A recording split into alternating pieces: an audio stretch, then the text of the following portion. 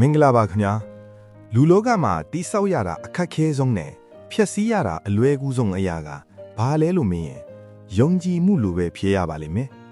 ဒီနေ့မှာတော့ကျွန်တော်တို့အားလုံးအတွက်သင်ခန်းစာယူစရာကောင်းတဲ့ရွာလေးတွေရွာမှာတငယ်ချင်းနှစ်ယောက်အကြောင်းကိုပြောပြပေးခြင်းပါတယ်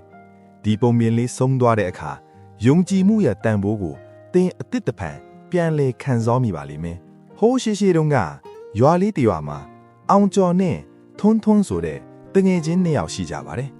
သူတို့ဟာငယ်တငယ်ချင်းတွေဖြစ်ပြီးတယောက်ကိုတယောက်အယမ်းခင်ကြတယ်ယုံကြည်ကြတယ်အောင်ကျော်ကအယမ်းရိုးသားပြီးအလုတ်ကြိုးစားသူပါထွန်းကတော့စကားပြောကောင်းပြီးလူချစ်လူခင်ပေါ်ပေမဲ့အခွင့်အရေးသမားအနှဲငယ်ဆန်ပါတယ်တနေ့မှာတော့အောင်ကျော်ကသူစုဆောင်းထားတဲ့ငွေကြေးနဲ့ရွှေစအချို့ကိုမြို့တက်ပြီးစီးပွားရေးလုပ်ဖို့စီစဉ်ပါတယ်ဒါပေမဲ့အိမ်မှာထားခဲ့ရင်တခိုးခါရမှာဆိုလို့သူ့ရဲ့အရင်နှီးဆုံးတငယ်ချင်းဖြစ်တဲ့ထွန်းကိုခဏအပ်ခဲ့တာပေါ့တငယ်ချင်းဒါငါဘဝတစ်ခုလုံးစုဆောင်းထားတဲ့အရာတွေပါငါမျိုးကပြန်လာတဲ့အထိခဏသိမ်းထားပြပါဦးလို့အောင်ကျော်ကယုံကြည်နဲ့အပ်ခဲ့ပါတယ်လအနှဲငယ်ကြတော့အောင်ကျော်မျိုးကပြန်လာတဲ့အခါထွန်းစီကိုဝမ်းသာအားရသွားခဲ့ပါတယ်ဒါပေမဲ့ထွန်းရဲ့မျက်နှာကပြတ်နေတယ်တငယ်ချင်းငါတကယ်စိတ်မကောင်းပါဘူးမင်းအပ်ခဲ့တဲ့ပစ္စည်းတွေကိုငါအိမ်မှာထားတော့ကမတော်တဆမီးလောင်ပြီးပါသွားပြီဗျလို့ထွန်းကလိန်ညာပြီးပြောလိုက်ပါတယ်တကယ်တော့ထွန်းဟာအောင်ကျော်ရဲ့ငွေတွေကိုတုံးဖြုံးပစ်လိုက်ပြီးရွှေတွေကိုလည်းလောင်းကစားမှာရှုံးသွားခဲ့တာပါအောင်ကျော်ဟာထိတ်လန့်သွားပါတယ်ဒါပေမဲ့တငယ်ချင်းဖြစ်သူကိုအယမ်းယုံကြည်ခဲ့လို့ဘာမှမပြောပဲရပါတယ်တငယ်ချင်းဟာမင်းဘေးကင်းရင်တော့ပါသည်ဆိုပြီးမျက်ရည်လေးရွဲနဲ့ပြန်လာခဲ့ရပါတယ်အောင်ကျော်ဟာဘဝကိုတုံညကနေပြန်ဆခဲ့ရတယ်နှစ်အနှဲငယ်ကြတော့ထွန်းဟာတကယ်ပဲဒုက္ခရောက်ပါတော့တယ်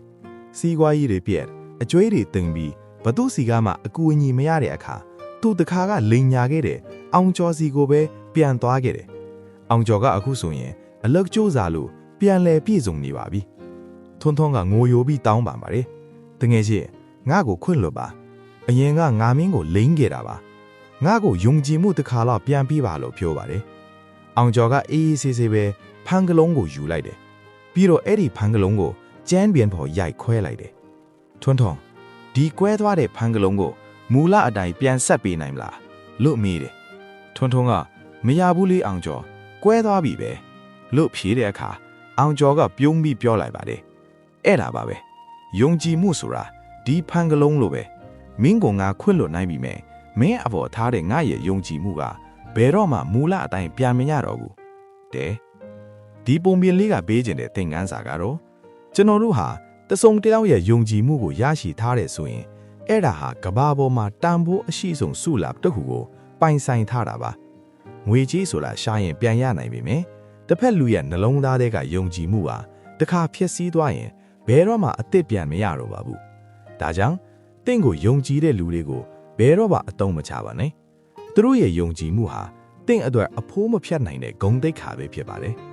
ဒီဗီဒီယိုလေးကိုသဘောကျရင် like နဲ့ share လုပ်ပေးဖို့မမေ့ပါဘူးနော်အားလုံးပဲ